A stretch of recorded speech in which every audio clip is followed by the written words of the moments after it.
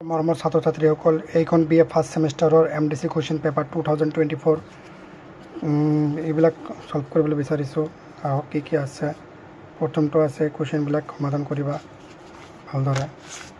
চিনবিলাক এইবিলাক সমাধান কৰিবা ভালদৰে।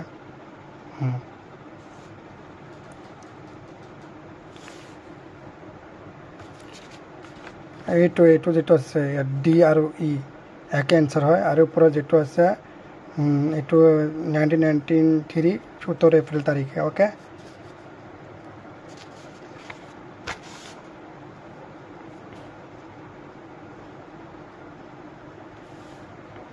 এইখন গুৱাহাটী ইউনিভাৰ্চিটি আণ্ডাৰত থকা কুৱেশ্যন পেপাৰ হয় দে ভালদৰে। এই যোৱাবাৰ কিছুমান সাল সলনি কৰা হ'ব। তো মই যিবিলাক নোট বনাইছোঁ এইবিলাকৰ পৰা তোমালোকে কমন পৰি যাব। কিন্তু এইবিলাক সলভ কৰিলে তোমালোকে ভালেমান কমন পৰিব। এটা 10 মাৰ্কৰ কি কৈছে, যিকোনো এটা লিখিব কৈছে।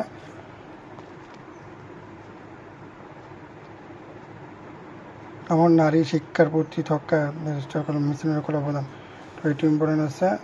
নাইবা তোমালোকে এইটো লিখিব পাৰা পানীকান্ত কাকতি সাহিত্য অৱদান। এইটো তোমালোকে নোটছ দি আছোঁ, মই অলপমান পিছত দি আছোঁ। এতিয়া তোমাৰ এইটো কুৱেশ্যন সমাপ্ত হ'ল। এতিয়া তোমালোকে ছেশ্যনেল আৰু ফাইনেল কি আহিব এইটো মই ডিছকাছ কৰিম। ওকে, তো এইটো তোমালোকৰ ছেশ্যনেল পৰীক্ষাৰ সন্মুখতে ছেশ্যনেল পৰীক্ষা আহি আছে। একেবাৰে ভেৰি ইম্পৰ্টেণ্ট। লক্ষ্মীনাথ বেজবৰুৱা সাহিত্য অৱদান বিষয়ে আলোচনা কৰা। সাহিত্য জীৱনৰ বিষয়ে এইটো আছে আৰম্ভণি। সাহিত্য অৱদান ভালদৰে চাব দেই। তো এইটো এইখিনি লিখিলে শেষ হৈ যাব। বাণীকান্ত কাকতি লক্ষ্মীনাথ বেজবৰুৱা, বাহ্য আলোচনীৰ সম্পাদক লক্ষ্মীনাথ বেজবৰুৱাকে। অসমৰ স্ত্ৰী শিক্ষাৰ বিকাশৰ বিষয়ে লিখা। স্ত্ৰী শিক্ষাৰ বিকাশ এইটো তোমালোকৰ ফাইনেল আৰু ছেশ্যনেলতো আহিব পাৰে। ভালদৰে চাব অসমৰ স্ত্ৰী শিক্ষাৰ বিকাশৰ বিষয়ে।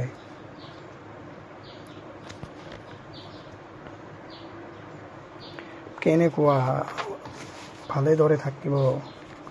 ডক্টৰ বাণীকান্ত কাকতি ওপৰত টকা লিখা। Doctor Banikanta, who is doctor Banikanta Kakati? Doctor Banikanta Kakati আমালোকে যেটো মেট্ৰিকত বঁটা দিয়ে, লেপটপ দিয়ে বা মোবাইল দিয়ে, মোবাইল ফোন বা পইচা দিয়ে, এইটো ডক্টৰ বাণীকান্ত কাকতি এৱাৰ্ড হয়। আৰু হাই ছেকেণ্ডেৰীত যেটো স্কুটি বিতৰণ কৰা হয় ছোৱালী আৰু ল'ৰাসকলক, সেইটো কিন্তু ডক্টৰ বাণীকান্ত কাকতি এৱাৰ্ড হয়। সেইকাৰণে ভালদৰে ইম্পৰ্টেণ্ট আছে দেই, এইটো পঢ়িবা। এইটো আহি থাকিব আৰু তোমাৰ এইটো বিষয়টো মই এইখিনিতে লিখিলে হ'ব। এইটো তোমালোকৰ ছেশ্যনেলত কমন পৰি যাব। একেবাৰে very important. Doctor Banikanta Kakati ফাইনেলতো আহিব পাৰে। তৰুণৰাম ফুকনৰ ৰাজনৈতিক জীৱনৰ বিষয় লিখা। তৰুণৰাম ফুকন এইটো তোমাৰ ছেশ্যনেলত আহিব। ভেৰি ইম্পৰ্টেণ্ট, যিটো 25-26 বৰ্ষৰ কাৰণে ষ্টুডেণ্টৰ কাৰণে। ওকে, তো এইবিলাক ভালদৰে সমাধান কৰিলে তোমালোকৰে ভাল। তো এইখিনিতে আছিল তোমালোকৰ ছেশ্যনেলৰ কুৱেশ্যন। এতিয়া তোমালোকৰ ছেশ্যনেল আৰু যিবিলাক ছেশ্যনেল আহিব আৰু ফাইনেলৰ কুৱেশ্যন এতিয়া ডিছকাছ কৰি আছোঁ। ফাইনেলৰ আৰু ছেশ্যনেলৰ দুই এটা থাকিব পাৰে নোটছত। এইবিলাক সমাপ্ত হৈ গ'ল। এতিয়া আমালোকৰ আহি গ'ল। তো ৰূপকুমাৰ জ্যোতিপ্ৰসাদ আগৰৱালা, হুইচ ৰূপকুমাৰ জ্যোতিপ্ৰসাদ আগৰৱালা, তেওঁ কোন আছিল? ৰূপকুমাৰ জ্যোতিপ্ৰসাদ আগৰৱালা তেওঁ অসমৰ প্ৰথম চলচ্চিত্ৰ নিৰ্মাণদাতা আছিল। অসমত যে প্ৰথম মুভি, যেটো আমালোকে বৰ্তমান মুভি কওঁ, ফিল্ম, বলিউড ফিল্ম মুভি, অসমত যেটো চলচ্চিত্ৰ নিৰ্মাণ কৰিছিল কোনে? ৰূপকুমাৰ জ্যোতিপ্ৰসাদ আগৰৱালা। তেওঁ ক'ৰ পৰা প্ৰশিক্ষণ লৈ আহিছিল? লণ্ডনৰ পৰা প্ৰশিক্ষণ লৈ আহি ভোলাগুৰি সত্ৰৰ চাহ বাগিচাত তেওঁ ছত্ৰবন ইনষ্টিটিউট সাজি, তাতেই আমাৰ ফিল্ম মুভি ইনষ্টিটিউট সাজি তাতেই অসমীয়া চলচ্চিত্ৰ নিৰ্মাণ কৰিলে। তেওঁৰ বিষয়ে এইটো ইম্পৰ্টেণ্ট আছে দেই, তোমালোকে ভালদৰে পঢ়িবা। হয়তো কিবা ভুলটো হৈ থাকিব পাৰে নোটছবিলাকত, পৰীক্ষা সময়ত লিখিছিলোঁ। ভুলটো হ'লে ক্ষমা কৰি দিব। আগতে কৈ আছোঁ, পিছত ক'লে নহয় দে, তেতিয়া নামানিম। ওকে, ভালদৰে চাব। এইবিলাক তোমালোকৰ ফাইনেলত কমন পৰি যাব। এইবিলাক শ্বৰ্ট কুৱেশ্যন সলভ কৰিবা। এতিয়া আছে কি আছে? ঢেকিয়াল ফুকন, আনন্দৰাম ঢেকিয়াল ফুকন। হুইচ আনন্দৰাম ঢেকিয়াল ফুকন? কোন আছিল আনন্দৰাম ঢেকিয়াল ফুকন? কোন আছিল? তেওঁৰ বিষয়ে আছে। আধুনিক যুগৰ অসমীয়া ভাষাৰ এগৰাকী অন্যতম লেখক আনন্দৰাম ঢেকিয়াল ফুকন। এইটো ভেৰি ইম্পৰ্টেণ্ট দেই। এইটো তোমালোকৰ ফাইনেলত আহি থাকে আৰু ছেশ্যনেলতো তোমাৰ আহিব। একেবাৰে ইম্পৰ্টেণ্ট আছে। ছেশ্যনেলত 5টা কুৱেশ্যন দি থাকে। ছেশ্যনেলত তোমালোকৰ 4টা বা 3টা লিখিব কয়। তো এইটো তোমালোকে কমন পৰি যাব তাৰ ভিতৰত। এইটো তোমালোক ফাইনেলতো কমন পৰি যায় আৰু ইয়ত নাম ঢেকিয়াল ফুকন 10 মাৰ্কৰ আহি থাকে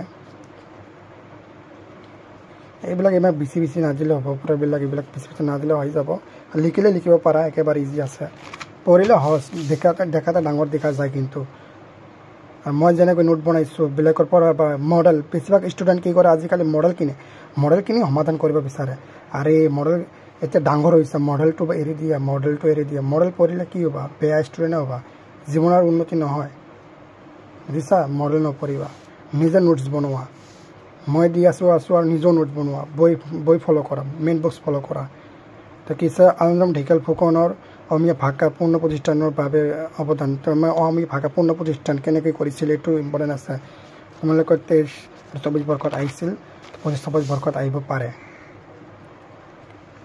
সন্মুখত পৰীক্ষাত আহিব পাৰে ফাইনেলৰ যিটো ফাইনেল আহিব তাৰপিছত এইবিলাক হয় ওপৰত ইম্পৰ্টেণ্ট আছে ভেৰি অভা উষা কেতিয়া গঠিত হৈছিল বা অভা উষা মানে কোন কৰিছিল তিনিজন মহান ব্যক্তি আছিল অভা উষাত লক্ষ্মীনাথ বেজবৰুৱা তাৰপিছত আৰু কিবা আছিল তাৰপিছত দ্বিতীয় অসমীয়া বৰ্ণছবিখন এইবিলাক একেবাৰে ভালদৰে পঢ়িব অসমীয়া ছাত্ৰ সন্মিলন এইবিলাক ভালদৰে চাব দে তাৰপিছত অসম ছাত্ৰ সন্মিলন অৱদান বিষয় লিখা এইটো ইম্পৰ্টেণ্ট আছে ভেৰি তোমাৰ ফাইনেলত আহি থাকে 5 মাৰ্কৰ আহি থাকে তোমাৰ এইটো এইখিনি 5 মাৰ্কত কমন পৰি যাব এই ওপৰতখিনি হেক হৈ গ'ল যে এইটো বেলেগে হয় এইখিনি ইয়ালৈকে তোমাৰ হেক এইটো এটা কুৱেশ্যন হয় তাৰপিছত কোন গ্ৰন্থ এইটো লক্ষ্মীনাথ বেজবৰুৱা তাৰপিছত লক্ষ্মীনাথ এইবিলাক ইম্পৰ্টেণ্ট আছে তাৰপিছত কি কৈছে অসমীয়া শিক্ষালৈ মিছনাৰীসকলৰ অৱদান একেবাৰে ভেৰি ইম্পৰ্টেণ্ট মহিলা উচ্চ শিক্ষাৰ বিকাশত মিছনাৰীসকলৰ অৱদান আছিল আৰু এইবিলাকতো অৱদান আছে তেওঁৰ ভালে মানতে এইটো পঢ়িবা ভেৰি ইম্পৰ্টেণ্ট 25-24 আহিছিল মিছনাৰীসকলৰ অৱদান আছে ন এটা কুৱেশ্যন তাতে যাব 10 মাৰ্কত আছে তৰুণ ফুকনৰ সাহিত্যিক সাহিত্য জীৱনৰ অৱদান এই সন্মুখত আছিল এইটো ৰাজনীতিক জীৱনৰ অৱদান আৰু সাহিত্যিক তেওঁলোকে সাহিত্যিকও লিখিছিল এইটো পৰিচয় তাত দিয়া হৈছে তেওঁ সাহিত্যিক জীৱনৰ অৱদান মানে তেওঁ গীতিকাৰ নাট্যকাৰ কি বিয়া আছিল এইবিলাকে অ'কে ৰাজনীতিবিদ আছিল কিন্তু তেওঁ এইটো ইম্পৰ্টেণ্ট আছে ভালদৰে চাব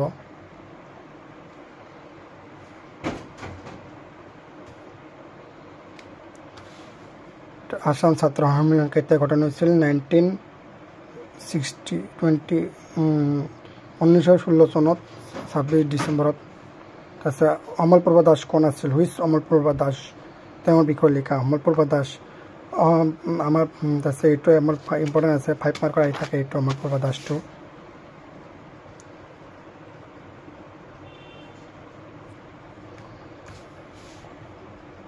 ভালদৰে চাব তো আমাৰ প্ৰথম দুগৰাকী মহিলা গ্ৰেজুৱেটৰ নাম লিখা আমাৰ দুগৰাকী প্ৰথম ভাল এইটো ইম্পৰ্টেণ্ট আহি থাকে দে এইটো জনা দৰকাৰ বা কোনোবা কুইজ প্ৰতিযোগিতাত আহে এইবিলাক কুৱেশ্যন তাৰপিছত আসাম ছাত্ৰ সন্মিলন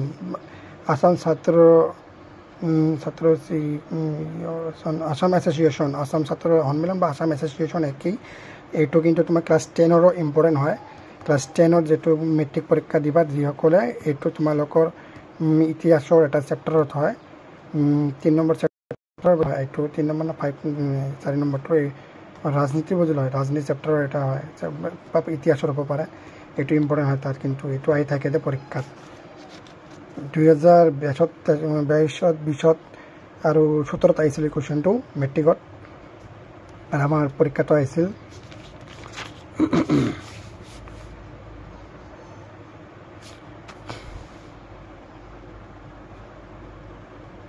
এইবিলাক নহয় যে এইবিলাকেই